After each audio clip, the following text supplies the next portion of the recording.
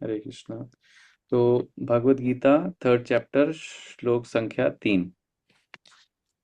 श्री भगवान उवाच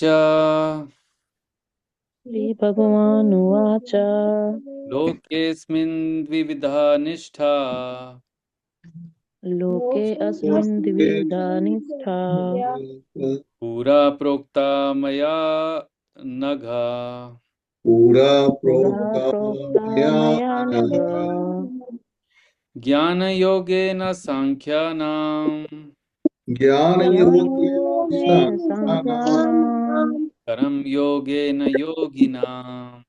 कर्म योगे कर्मयोगेन योगिना। योगिनाम्। श्री भगवान उवाच श्री भगवान वाच श्रीभगवानुवाच लोकेऽस्मिन् द्विविधा निष्ठा लोके लोके अस्मिन् अस्मिन् द्विविधा द्विविधा निष्ठा पुरा प्रोक्ता मया नघ। निष्ठा पुरा पूरा प्रोक्ता प्रोक्ता मया नघ। मया ज्ञानयोगेन साङ्ख्यानां ज्ञान योगे ज्ञानयोगेन साङ्ख्यानां साङ्ख्यानां कर्मयोगेन योगिनाम्। कर्म योगे कर्मयोगेन योगिना। योगिनाम्। श्री भगवान उवाच श्री भगवान वाच श्रीभगवानुवाच लोकेऽस्मिन् द्विविधा निष्ठा लोके के अस्मिन् अस्मिन् द्विविधा विद्या निष्ठा निष्ठा पुरा प्रोक्ता मया नघ। पूरा पुरा प्रोक्ता प्रोक्ता मया नघ। ज्ञानयोगेन साङ्ख्यानां ज्ञान ज्ञानयोगेन योगेन साङ्ख्यानां साङ्ख्यानां कर्मयोगेन योगिनाम्। कर्म योगेन योगिना। कर्मयोगेन। श्री भगवान उवाच। श्री भगवान वाच श्रीभगवानुवाच श्री भगवान ने कहा श्री भगवान ने श्रीभगवान ने कहा लोके लोके लोके संसार में संसार संसार में अस्मिन् अस्मिन् इस इस द्विविधा द्विविधा द्विविधा दो प्रकार की दो प्रकार की निष्ठा निष्ठा निष्ठा श्रद्धा श्रद्धा श्रद्धा पूरा पूरा पूरा पहले पहले प्रोक्ता प्रोक्ता प्रोक्ता कही गई कही गई मया मया मेरे द्वारा मेरे द्वारा मेरे द्वारा अनद अनंत अलग हे निष्पाप हे हे निष्पाप निष्पाप ज्ञान योगेन ज्ञान ज्ञान योगेन योगेन ज्ञान योग के द्वारा ज्ञान ज्ञान योगेन योग के द्वारा सांख्य नाम सांख्या सांख्य नाम नाम ज्ञानियों ज्ञानियों का ज्ञानियों का ज्ञानियों का कर्म योगेन कर्म कर्म योगेन योगेन भक्ति योग के द्वारा भक्ति योग के भक्ति योग द्वारा के द्वारा योगी नाम योगी नाम योगी नाम का। भक्तों का। भक्तों का। श्री भगवान ने कहा श्री श्री भगवान ने भगवान ने कहा हे निष्पाप अर्जुन हे हे निष्पाप अर्जुन निष्पाप अर्जुन मैं पहले ही बता चुका हूँ मैं पहले ही मैं बता पहले ही बता चुका हूँ कि आत्म साक्षात्कार का प्रयत्न कि कि आत्म आत्म साक्षात्कार का साक्षात्कार का प्रयत्न करने वाले दो प्रकार के पुरुष होते हैं। करने वाले दो करने प्रकार वाले दो प्रकार के पुरुष होते हैं। कुछ इसे ज्ञान योग द्वारा समझने का प्रयत्न करते हैं कुछ से ज्ञान कुछ योग इसे द्वारा ज्ञान योग द्वारा समझते समझने का हैं प्रयत्न करते हैं। तो कुछ भक्ति में सेवा के द्वारा। तो कुछ तो कुछ में भक्ति में सेवा के द्वारा। तो ये भगवान ने पहला उत्तर दिया। तो इसका तात्पर्य हम प्रभुपाद जी के द्वारा लिखा गया पढ़ते हैं। कौन पढ़ेगा? मैं पढ़ देती हूँ प्रभु जी। पढ़िए माता जी। हरे कृष्णा। हरे कृष्ण। द्वितीय अध्याय के 39वें श्लोक में भगवान ने दो प्रकार की पद्धतियों का उल्लेख किया है, सांख्य योग तथा कर्म योग या बुद्धि योग। इस श्लोक में इनकी और अधिक स्पष्ट विवेचना की गई है। सांख्य योग अथवा आत्मा तथा पदार्थ की प्रकृति का वैश्लेषिक अध्ययन उन लोगों के लिए है जो व्यवहारिक ज्ञान तथा दर्शन द्वारा वस्तुओं का चिंतन एवं मनन करना चाहते हैं। दूसरे प्रकार के लोग कृष्ण भावनामृत में कार्य करते हैं, जैसा कि द्वितीय अध्याय के 61वें श्लोक में बताया गया है। 39वें श्लोक में भी भगवान ने बताया है कि बुद्धि योग या कृष्ण भावनामृत के सिद्धांतों पर चलते हुए मनुष्य कर्म के बंधनों से छूट सकता है। तथा इस पद्धति में कोई दोष नहीं है। 61वें श्लोक में इसी सिद्धांत को और अधिक स्पष्ट किया गया है कि बुद्धि योग पूर्णतया पर ब्रह्म विशेषतया कृष्ण पर आश्रित है और इस प्रकार से समस्त इंद्रियों को सरलता से वश में किया जा सकता है। अतः दोनों प्रकार के योग धर्म तथा दर्शन के रूप में अन्योन्याश्रित हैं।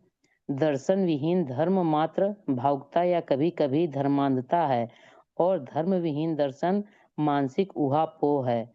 अंतिम लक्ष्य तो श्री कृष्ण है, क्योंकि जो दार्शनिक जन परम सत्य की खोज करते रहते हैं वे अंततः कृष्ण भावनामृत को प्राप्त होते हैं।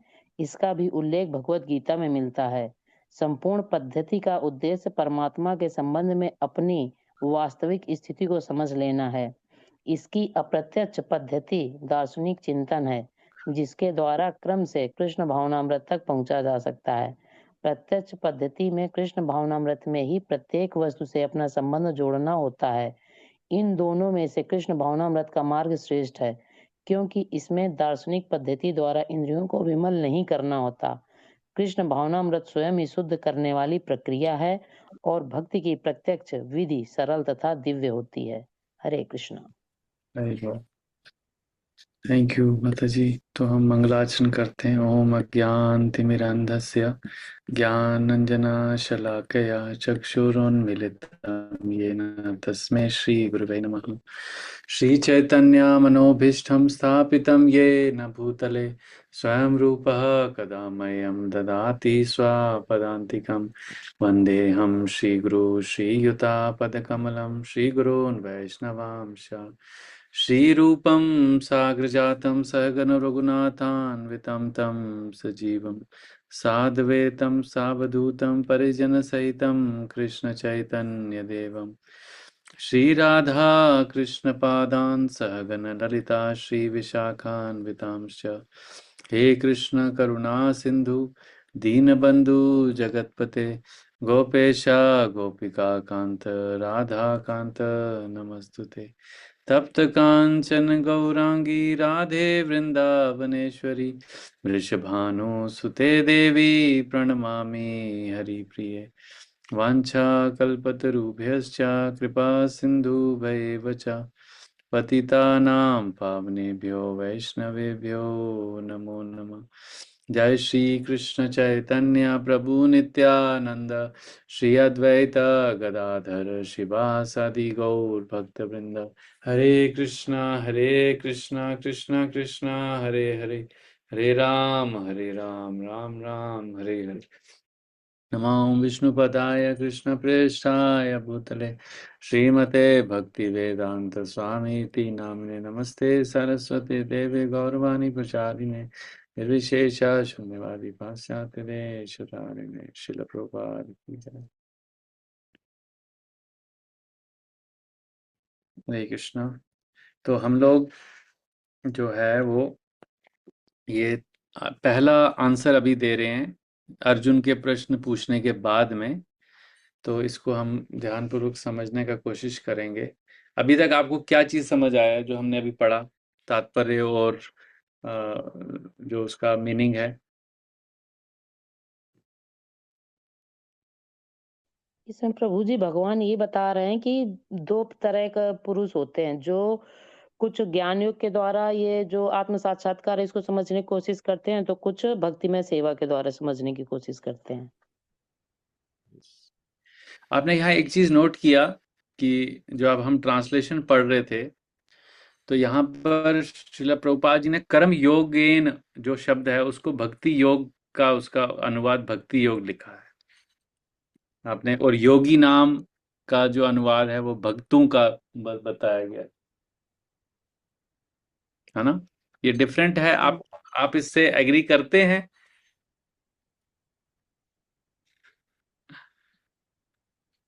तो इसी को प्रभुपाद जी ने एक्सप्लेन किया है नीचे, क्योंकि शुरू में जैसे यहाँ लिखा है ना ऊपर कि भगवान ने कहा हे निष्पाप अर्जुन मैं पहले ही बता चुका हूं। तो जो पहले बता चुके हैं उसी को प्रभुपाद जी दोबारा कर रहे हैं। तो मैं आपसे अलग अलग, आप सबके पास भगवत गीता खुला हुआ है ना? तो मैं आपको बोलूंगा कि ये श्लोक निकालिए और उसको एक एक करके हम उसको पढ़ेंगे। तो द्वितीय अध्याय में 39वें श्लोक में भगवान ने दो प्रकार की पद्धतियों का उल्लेख किया है, सांख्य योग तथा कर्म योग। तो कौन 39वें श्लोक का अनुवाद पढ़ेगा? पढ़िए प्लीज। 39। हरे कृष्णा प्रभु जी, मेरे ये पास तो ना अभी बहुत बुक बड़ा है नहीं है। प्रभु जी। हाँ कोई बात नहीं, जिसके पास है वो पढ़िए। 39 तात्पर्य पढ़ना है या अनुवाद पढ़ना है? अनुवाद अनुवाद। 39 सेकंड उसका चैप्टर है ना। Second chapter. यहाँ मैंने वैश्लेषिक अध्ययन सांख्य द्वारा इस ज्ञान का वर्णन किया है। अब निष्काम भाव से कर्म करना बता रहा हूँ, उसे सुनो। हे पृथापुत्र, तुम यदि ऐसे ज्ञान से कर्म करोगे तो तुम कर्मों के बंधन से अपने को मुक्त कर सकते हो। बिल्कुल सही। तो पहले उन्होंने 38 तक उन्होंने सांख्य योग बताया, 11 से 38 तक सांख्य योग बताया, जिसमें आत्मा और शरीर के बारे में पूरा उसका विश्लेषण किया। और फिर अब बोल रहे हैं कि अब मैं तुम्हें कर्म योग या बुद्धि योग के बारे में बता रहा हूँ, जिससे तुम निष्काम कर्म योग, निष्काम कर्म करने की स्थिति तक पहुंच पाओगे। तो इस श्लोक में इनकी और अधिक स्पष्ट विवेचना की गई। अब जो ये आज आज जो हमने श्लोक पढ़ा है, अब यहां से आगे, यहां ये वाला श्लोक और इसके आगे में तो भगवान कृष्ण और डीप जाके अर्जुन के, जो अर्जुन का उस समय ये 39वें श्लोक में जो डाउट क्रिएट हुआ था, उसको क्लैरिफाई करेंगे और डिटेल में इसका वर्णन करेंगे। सांख्य योग तथा आत्मा तथा पदार्थ की प्रकृति का विश्लेषण तथा पदार्थ की प्रकृति का विश्लेषिक अध्ययन उन लोगों के लिए है। तो ये जो एनालिटिकल स्टडी है, जो आत्मा और शरीर के बारे में जो डिफरेंस है, जो कि शरीर अलग है आत्मा अलग है, इसका जो एनालिटिकल जो अंडरस्टैंडिंग है, अध्ययन है, वो किन लोगों के लिए? जो व्यवहारिक ज्ञान तथा दर्शन द्वारा वस्तुओं का चिंतन एवं मनन करना चाहते हैं। तो जो मेटेरियल तरीके से आत्मा और शरीर को समझना चाहते हैं और उसका एनालिसिस करके उस पे चिंतन मनन करना चाहते हैं, मतलब नटशेल में जो ज्ञान मार्ग में है, जो नॉलेज से भगवान को समझना चाहते हैं। दूसरे प्रकार के लोग कृष्ण भावनामृत में कार्य करते हैं, जैसा कि द्वितीय अध्याय के 61वें श्लोक में बताया गया है। अब 61वां श्लोक कौन पढ़ेगा? उसका अनुवाद 61 2.61।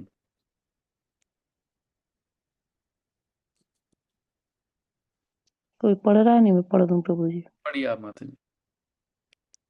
जो इंद्रियों को पूर्णतया वश में रखते हुए इंद्रिय संयमन करता है और अपनी चेतना को मुझ में स्थिर कर देता है, वह मनुष्य स्थिर बुद्धि कहलाता है।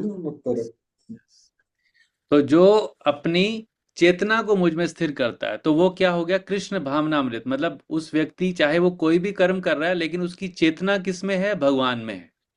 तो इसलिए बताया गया कि वो क्या है? कृष्ण भावनामृत में व्यक्ति कार्य कर रहा है, उसकी चेतना हमेशा भगवान श्री कृष्ण में है।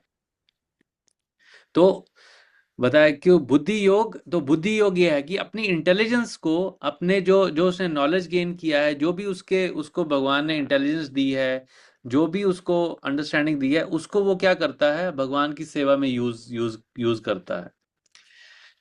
तो 61वें श्लोक में इसी सिद्धांत की ओर अधिक स्पष्ट किया गया है कि बुद्धि योग पूर्णतया पर ब्रह्म, विशेषता कृष्ण पर आश्रित है और इस प्रकार से समस्त इंद्रियों को सरलता से वश में किया जा सकता है। हमने ऋषिकेश वाला श्लोक भी पढ़ा था कि जब हम अपनी सारी सेंसेस को भगवान श्री ऋषिकेश के सेवा में लगाते हैं, तो वो प्यूरिफाई होती हैं। तो हम एक्शन करते करते भी अपने को प्यूरिफाई कर सकते हैं। और ऊपर जो जो तरीका बताया गया था, वो एनालिटिकल स्टडी का है, मतलब ज्ञान अर्जित करके उसको और ज्यादा समझना और डीप जाना ज्ञान में। लेकिन हमें जो इस 61वें श्लोक में जो यहाँ पर सिद्धांत बता रहे हैं, जो भगवान ने यहाँ बोला कि एक तो ज्ञान योग द्वारा, दूसरा भक्ति योग द्वारा। तो यहाँ भक्ति योग को प्रभुपाद जी ने कर्म योगेन, मतलब जो कार्य करते हुए उसको मेरे मेरे लिए समर्पित करता है और अपनी इंद्रियों को मेरे लिए कार्य करने में लगाता है, वो क्या करता है? वो सरलता से अपनी इंद्रियों को वश में कर सकता है। सेकंड ऑप्शन वाला। तो अतः दोनों प्रकार के योग धर्म तथा दर्शन के रूप में अन्यो अन्यो आश्रित हैं, मतलब एक दूसरे पे डिपेंडेंट नहीं है ना। दार्शनिक विहीन, तो यहाँ पर प्रभुपाद जी ये इंग्लिश में अगर इसको पढ़ेंगे तो प्रभुपाद जी का ये कोट बहुत फेमस है। तो वो बताते हैं, ये सेकंड चैप्टर है ना, हाँ, इसमें बताते हैं देयरफॉर क्या है, रिलीजन विदाउट फिलॉसफी। तो अगर धर्म जो है उसमें कोई दर्शन नहीं है, मतलब फिलॉसफी नहीं है, और सिर्फ धर्म है, वो क्या है, भावुकता है। और कभी कभी धर्महीनता, धर्म धता है, मतलब वो एक सेंटिमेंटल तरीके से लोग उसमें उनको लगता है कि हम धार्मिक कार्य कर रहे हैं, लेकिन उसमें अगर फिलॉसफी नहीं है और फिलॉसफिकली अगर वो क्लियर नहीं है, उनको दर्शन का नॉलेज नहीं है, तो वो क्या है, भावुकता है। और धर्म विहीन दर्शन, अगर, और उसके बाद बोला है कि religion without philosophy is sentiment और sometime fanaticism, while philosophy without religion is mental speculation. तो अगर फिलॉसफी है, सिर्फ फिलॉसफी है, दर्शन है, लेकिन धर्म ने नहीं है, सिर्फ फिलॉसफी पे फोकस हो रहा है, लेकिन एक्चुअली करना क्या है, गोल कुछ भी नहीं है, तो क्या है, वो क्या है, उपह उपहमो, मतलब वो क्या है, सेंटीमेंट है, वो मेंटल स्पेकुलेशन है। इसको किसी एग्जाम्पल से एक बार प्लीज समझा देंगे? हाँ, इसको अगर हम एग्जाम्पल से समझते हैं, जैसे कि अ, अगर हम देखते हैं कि एक व्यक्ति, मतलब मैं जेनरिक एग्जांपल लेता हूं ताकि सब लोग रिलेट कर कर पाते हैं। एक व्यक्ति कोई ऐसा एक्टिविटी करता है जो कि पूजा पाठ की एक्टिविटी में, डिवोशनल एक्टिविटी में आती है, लेकिन उसको उसके बारे में पता नहीं है कि वो कर क्या रहा है। जैसे फॉर एग्जांपल, एक व्यक्ति रोज मंदिर जाता है, शिव जी पे जल अर्पित करता है, उसने अपने परिवार वालों को देखा और वो बस देख रहा है, लेकिन उसने किसी से पूछा अपने परिवार वालों से, तो उसने उसको कोई आंसर नहीं दिया। हाँ, वो हमारे जो पूर्वज थे वो करते थे, हम भी करते हैं और तुम भी करो। तो वो क्या हो गया, अगर उसको उसके बारे में महत्व नहीं पता है, उसका फिलोसफिकल रीजन नहीं पता है, तो वो क्या है, भावुकता हो है वो, दैट इज सेंटिमेंट। वो सेंटिमेंट क्या है, थोड़े दिनों बाद वो ऐसी चीजें खत्म हो जाती हैं। और दूसरा है कि जहां पे कि धर्म, मतलब कि सेकंड वाला क्या है कि सम वाइल फिलॉसफी विदाउट रिलीजन, कि फिलॉसफी तो है कि हाँ, ये करने से ये होता है, ऐसा करना चाहिए, ये है, अगर हम भगवान का चिंतन करेंगे तो ये, फिलॉसफी सब कुछ क्लियर है, लेकिन एक्चुअली में करना क्या है, वो एक्टिविटी कुछ भी नहीं है उसमें। फर्स्ट वाले में एक्टिविटी है लेकिन फिलॉसफी नहीं है, दूसरे वाले में फिलॉसफी है लेकिन एक्टिविटी नहीं है। तो ये दोनों जो हैं, ये बहुत इंपॉर्टेंट चीजें हैं। मतलब जैसे हम पूजा कर, कोई सपोज पूजा कर रहा है तो, और मंत्र हम करते हैं, चाहे गायत्री मंत्र करें या करें, बट हमें यहाँ भगवान विष्णु के भी कई मंत्र हैं जिनका लेकिन मीनिंग नहीं है, बट हम किए जा रहे हैं, हमें पता नहीं है, बट हम किए जा रहे हैं। तो अर्थ समझ के करना हाँ, और उसको नियम से करना जरूरी है। मतलब उसका उसका पता होना चाहिए कि why we are doing it, हम ये कर क्यों रहे हैं। हम्म। अदरवाइज हम्म। देखो ना, हम ऐसे अपनी, हमें किसी ने, जैसे मैं जब छोटा था तो मैं एथियस्ट था। एथियस्ट मतलब सो कॉल्ड 99.9% लोगों की नज़र में मैं एथियस्ट था, क्योंकि जब मुझे बोला जाता था कि मंदिर जाओ, वहाँ ये करो, वहाँ वो करो, तो मुझसे होता नहीं था। तो मैं जब पूछता था तो मुझे सही तरीके से आंसर नहीं मिलता था, और ये मेरे पेरेंट्स को भी पता है। तो जब तक, फिर जब फाइनली जब मैंने प्रभुपाद जी का भगवत गीता फर्स्ट टाइम जब मैंने पढ़ा, तो वो 3 डेज में मेरे को इतना क्लैरिटी मिला उनके फर्स्ट चैप्टर, जो उन्होंने समरी दिया है सिर्फ भगवत गीता का। उसके बाद मुझे लगा कि हर चीज के पीछे ना रीजन होता है। मतलब मेरे को पहले से ऐसा फेथ था, लेकिन कोई ऐसा गाइड नहीं था या कोई ऐसा बताने वाला नहीं था कि जो बताए कि हाँ, हर चीज के पीछे रीजन है, हर चीज के पीछे कुछ फिलॉसफी है, कुछ लॉजिक है, तभी उसको किया जाता है। तो वो बताने वाला जो है, वो जब ऐसा व्यक्ति हमारे जीवन में आता है, तो हमें पता चलता है कि एक्चुअली में कोई भी हम एक्टिविटी, जो धार्मिक एक्टिविटी करते हैं, वो सिर्फ सेंटिमेंट समझ के हमें नहीं करना चाहिए, भावुकता से नहीं करना चाहिए कि मुझे बस ये पसंद है तो मैं करता हूँ। नो, उसमें क्या होगा, थोड़ी देर तक पसंद है, अगले 10 साल के बाद वो पसंद आपकी बदल जाएगी। जैसे जैसे कॉन्शियसनेस बदलती है तो पसंद भी बदल जाएगी, तो आप वो एक्टिविटी करना छोड़ छोड़ दोगे। लेकिन जब फिलोसफिकली अगर हम क्लियर हैं, तो हमें पता है कि हम ये एक्टिविटी क्यों क्यों कर रहे हैं, है ना। तो दिस इज वेरी इंपॉर्टेंट। तो अंतिम लक्ष्य क्या है? Thank you. हाँ, अंतिम लक्ष्य तो कृष्ण है, क्योंकि जो दार्शनिक जन परम सत्य की खोज करते हैं वह अंततः कृष्ण भावनामृत को प्राप्त करते हैं। तो अल्टीमेट गोल, चाहे हम कोई भी डिवोशनल एक्टिविटी करें, कोई भी एक A to Z कोई भी एक्टिविटी हम कर रहे हैं, अगर अगर हम प्रमाणिक तरीके से जो वेद एक्टिविटी है वो अगर हम करते हैं, तो उसका गोल क्या है? भगवान कृष्ण को प्राप्त करना, या भगवान कृष्ण का जो हमारा चेतना है, कृष्ण चेतना को प्राप्त करना ही हमारा गोल है। तो इसका उल्लेख आगे प्रभुपाद जी कहते हैं, भगवत गीता में भी बताया गया है, संपूर्ण पद्धति का उद्देश्य परमात्मा के संबंध में अपनी वास्तविक स्थिति को समझ लेना है। तो फिलॉसफी जब हमें हमारी क्लियर होती है, तो हमें ये क्लियर होता है कि मेरा और भगवान के बीच में क्या संबंध है, और संबंध के बाद मुझे क्या करना है। जैसे संबंध क्लियर हो गया कि भगवान स्वामी है, मैं सेवक हूं, उसके बाद अब सेवक का कार्य क्या है? सेवा करना स्वामी की। तो इसलिए हमें क्लियर है कि हमें भगवान की सेवा क्यों करनी है। अगर हम सेंटिमेंटली भगवान की सेवा कर रहे हैं और हमें ये नहीं पता है कि हमें क्यों सेवा करनी है, तो वो थोड़ी देर के बाद वो सेवा हमें बोझ लगने लगती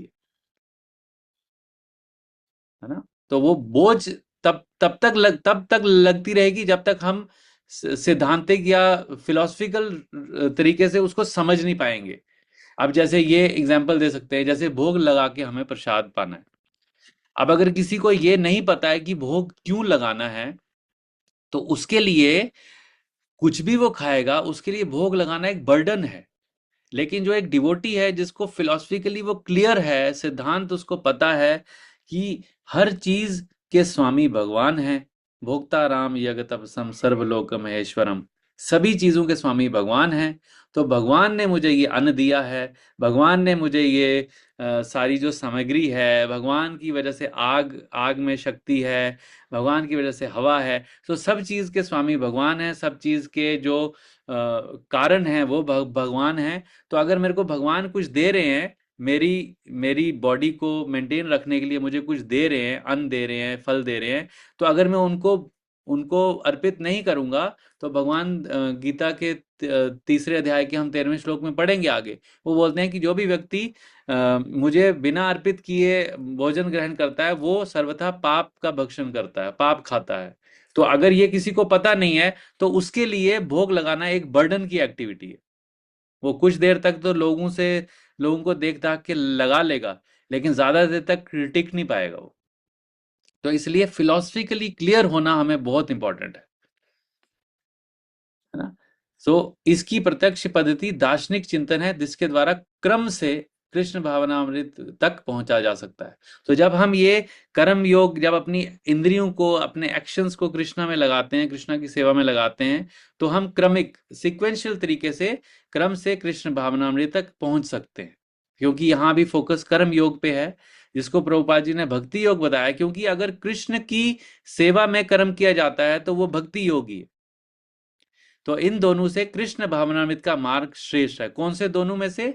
ज्ञान मार्ग से, और जो भक्ति योग है, जो कर्म योग का पाथ है, उसमें से अगर दोनों में से देखेंगे तो कृष्ण भावनामृत का जो मार्ग है वो श्रेष्ठ है। क्योंकि इसमें दार्शनिक पद्धति द्वारा इंद्रियों को विमल नहीं करना पड़ता।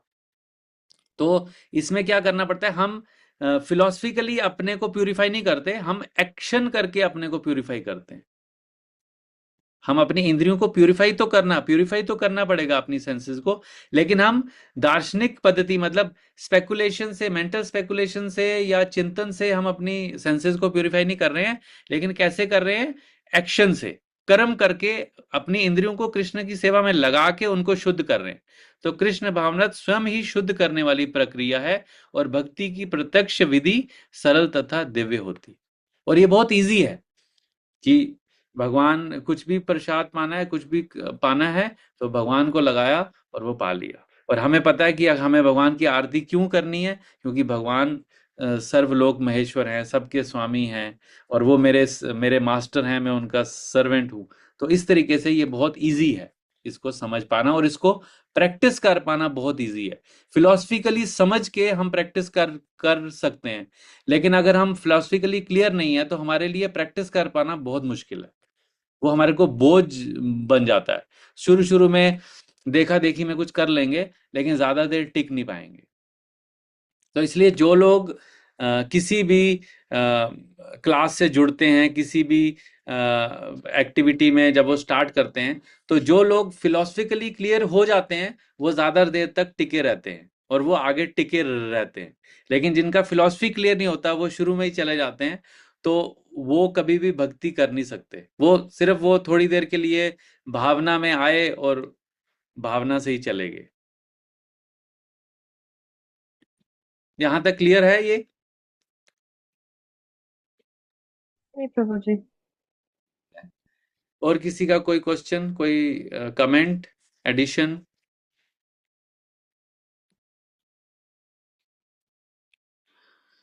तो क्या निष्कर्ष निकाल के लेके जा सकते हैं कि हमें दो तरीके के पाथ हैं। एक एनालिटिकल स्टडी सांख्य योग है, एक कर्म योग है, जिसको प्रभुपाद जी ने यहाँ बुद्धि योग कहा है या भक्ति योग कहा है। और उसके बारे में हमने दोनों का डिफरेंस देखा है कि दोनों में डिफरेंस क्या है, और कैसे कृष्ण भावनामृत जो है, जो भक्ति योग है, जो कर्म योग है, वो हमें कैसे हमारी सेंसेस को प्यूरिफाई करता है, और फिर फाइनली हमें सिक्वेंशियल तरीके से कृष्ण भावनामृत तक हम लोग पहुंच सकते हैं। और उसके बाद तो कृष्ण भावना स्वयं ही शुद्ध करने वाली प्रक्रिया है। तो ये एक प्यूरिफाइंग प्रोसेस है। तो हम जो प्रोसेस फॉलो करते हैं, सुबह नाम जप करते हैं, कम से कम 16 माला का जप करते हैं ध्यान पूर्वक, उसके बाद हम 4 नियमों का पालन करते हैं, ये सब क्या करते, ये सब हमें हमें शुद्ध करने वाली प्रक्रिया है। और भक्ति की प्रत्यक्ष विधि सरल है, ये बहुत इजी है। किसी को अगर क्लियर हो गया ना ये पाथ, तो उसके लिए बहुत इजी है और डिवाइन है, दिव्य है। तो ये सार हम इससे लेके जा सकते हैं।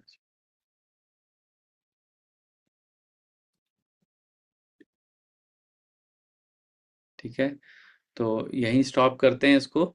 आगे कल हम इसका नेक्स्ट श्लोक पढ़ेंगे। आपसे रिक्वेस्ट है कि आप प्लीज ये श्लोक को, जो नेक्स्ट श्लोक है, उसका अनुवाद और तात्पर्य कल जो भी मंडे को हम जब मिलेंगे तो पढ़ के आइएगा प्लीज। उसमें ना क्वेश्चन आंसर होंगे तो ज्यादा अंडरस्टैंडिंग डेवलप होती है। तो यहाँ पर आके पढ़ना इज वन थिंग, बट पहले से पढ़ के आएंगे तो वो बहुत ईजी रहेगा हमें डिस्कशन में। ठीक है, हरे कृष्णा। श्रील